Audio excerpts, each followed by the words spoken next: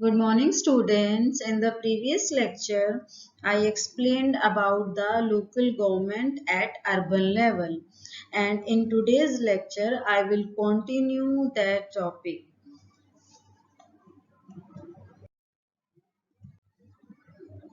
Today, there are nearly 500 Jila Panchayats, about 6,000 block or intermediary panchayats, and 2,50,000 gram panchayats in rural areas are working, and this is based on the census of 2011. And at the urban level in India, uh, over 100 city corporations, municipal corporations, they are considered like the metropolitan cities, 1400 towns, municipalities, and over 2000 nagar panchayats in urban India. More than 32 lakh members are elected to these bodies every 5 years. Of these, at least 10 lakhs are women in the state assembly and parliament. Put together, we have less than 5,000 elected representatives with local bodies. The number of elected representatives has increased significantly.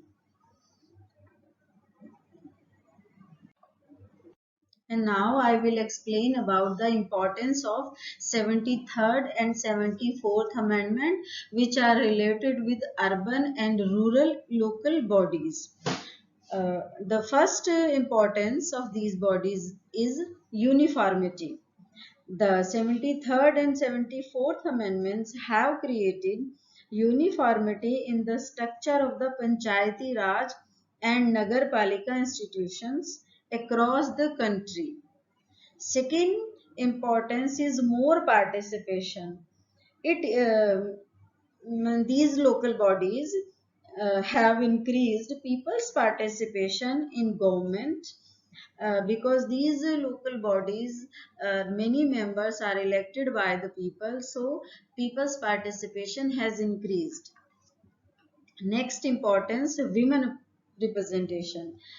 The provision for reservation for women at the Panchayati Raj system and Nagarpalika has ensured the presence of a significant number of women in local bodies. There are at least 2,000 women who are president of the block or taluka panchayats and more than 80,000 women sarpanch in gram panchayat. More than 30 women mayors are the head or representative in the urban local bodies. In corporation, over 500 women adhyaksh of town municipalities and nearly 650 nagar panchayats headed by women. So easily you can understand the women's participation is in these local bodies. It is very huge amount of the representation. And next is representation of SC, ST and OBC. Reservation for scheduled caste and tribes are mandated by the constitutional amendment. Most states have also made a provision to reserve seats for other backward classes. As the Indian population has a 16.2% SCs and 8.2% STs and about 6.6 lakh elected members in the urban and local bodies belong from those two communities. So, these local bodies not only provide the representation for the people, in fact, these local bodies are providing the representation of these minority groups or exploited groups of the society. Of course, these local bodies have many benefits or advantages, but uh, these also have certain limitations, and we will study now these limitations. Firstly, subject transfer. Many states haven't transferred most of the subjects to the local bodies, due to which local bodies can't function. This means that the local bodies can't really function in an effective manner. The entire exercise of electing so many representatives becomes somewhat symbolic.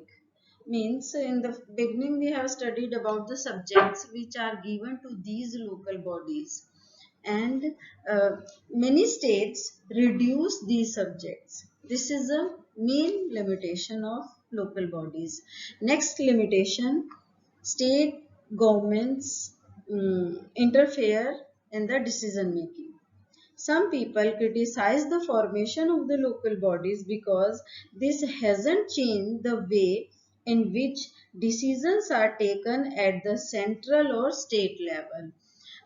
Or in a simple way, we can say state governments and central governments function are not related with these local bodies. So these local bodies do not have much more impact on central or state level government.